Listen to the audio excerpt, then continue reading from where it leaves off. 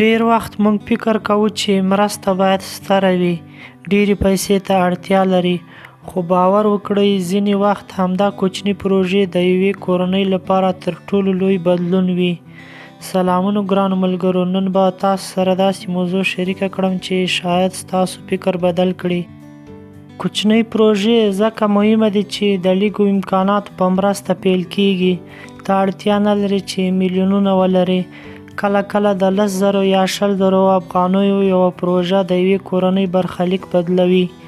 پر ځای د دې چې نغدې ورکړې، ښه دا ده داسې څه وکړئ چې یو څوک پرې خپله کار وکړي او د ژوند لپاره تلپاتې وسیله ولري. مثلا یو ځوان ته د خوراکي توکو وړوکی ګاډی ورکړه، هغه به هره ورځ عاید ترلاسه کوي. یوې ښځې ته د ګنډلو ماشین ورکړه، هغه به کالي ګنډي او کور ته پیسې راوړي. یو زده کوونکي ته کمپیوټر برابر کړه، زده کړه به وکړي او آنلاین کار به پیدا کړي. یوې کورنۍ ته څو چرګان ورکړه، د هګیو او چرګانو له لارې به تلپاتې عاید ولري.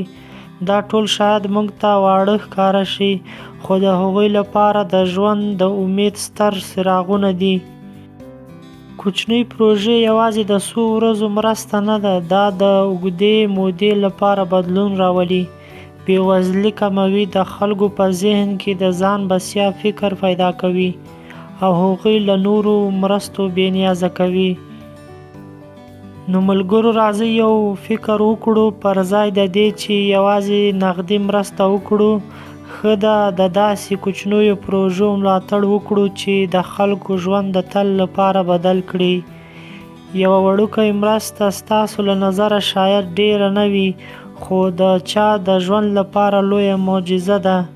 که تاسو هم باور لرئ چې کوچنۍ پروژې لوی بدلون راولي، نو دا ویډیو له خپلو ملګرو سره شریکه کړئ او په کمنټ کې راته ووایاست که تاسو توان لرلی کومه کوچنۍ پروژه به مو پیل کړې وه.